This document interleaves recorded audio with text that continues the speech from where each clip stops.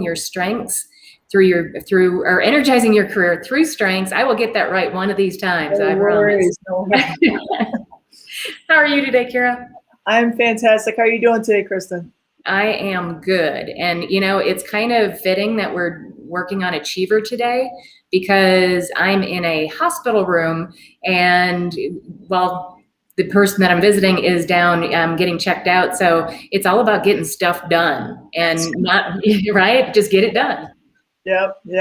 Fit it in where you can, right? That's right. So Achiever is number 12 for me. I know it's in your top 5. It's number 5, right? Number 3, actually. Oh, 3. Yeah. Okay, great.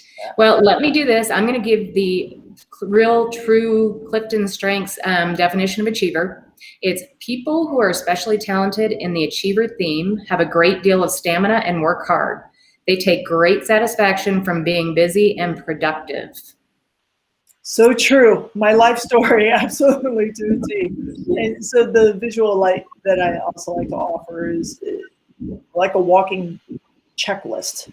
We always have a checklist either in our mind or often usually physically. Like if you go in my wallet, there's a Post-it note right now with all these to-dos that whenever I'm back out into the world, that maybe I can knock off a couple of those. So it's just a constant state of being of a checklist. So.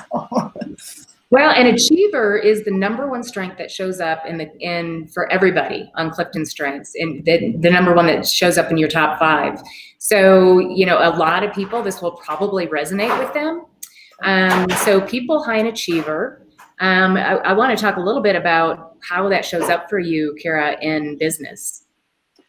Yeah, it's a little bit of a blessing and a curse. So I am like you say, I'm in very good company where we just love to be busy. It's not necessarily busy work, still fit with our purpose and our passion, but really we are always up for helping out. We just want to help. And so where the curse part of it becomes sometimes I'll use I statements when I'm not mindful of the time because I get so into the flow of just like cranking out the things. I forget about like having dinner with family at 7 o'clock, and I look up and it's like 6:45, 6:55, and it's 5 minutes, and my commute's half an hour. And now I'm in the doghouse. Like, oh no, I did it again. But it's because I get so excited to just do the thing and keep checking off the list. Yeah. Well, and I'm glad you brought that up because the theme is not only about being busy, but the other part is being productive. So you're right. It's not busy work. It's good work that is meaningful.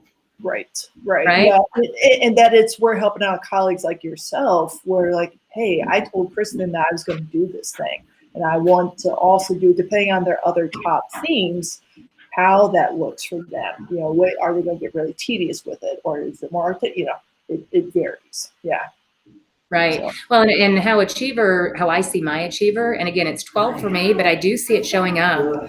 For instance, when I'm having a trip and I have to do 3 or 4 things for that trip before I leave the house. Right. Exactly. Right. And it's all in your vision. You can't help it. It's just part of who you are, for sure. And then switching gears to ways that, our fellow friends out there can raise a hand and say, hey, I'd like to, offer up my service for this. Just very much what we're saying. If you have Achiever theme high, feel free to reach out to your colleagues and say, hey, I see that you're doing this project and there's quite the to-do list. I think, from my perspective, there's a few things I could help out with and just offering that up.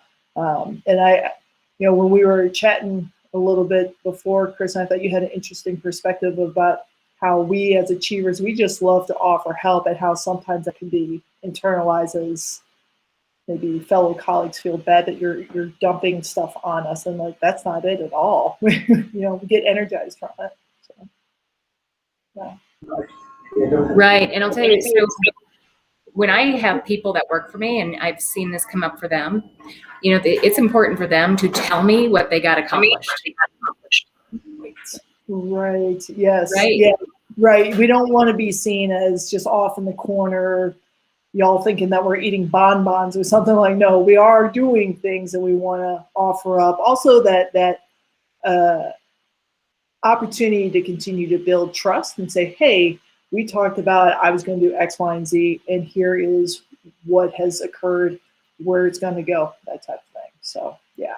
And I also appreciate that those are great moments for us achiever friends, because sometimes, depending on how our other strengths show or our other themes show up, sometimes we could also get really lost in the details. So it's a nice opportunity to come up for air and say, hey, this is where I'm at moving forward. What might be an even better strategy, and really bounce out, bring in those powerful partnerships to figure out best ways going forward. So. Okay, no pain. And I'm going to have you, Kara, finish up and tell people why we're doing this for them. Absolutely, yeah. So really at the heart of it, we just want to make sure that everybody, as you progress through your career and finding your purpose, that you're doing from a place of confidence and true joy in what you're going, what you're bringing day in and day out. And as you really hone in on your strengths, you're then able to speak to those and say, hey, this is what I bring, and also this is what I need. So we're just excited to be on that journey with you. Absolutely. Awesome. Oh, and thanks a lot, everybody. And we'll see you next week when we're going to be talking about another one of your Clifton Strengths themes.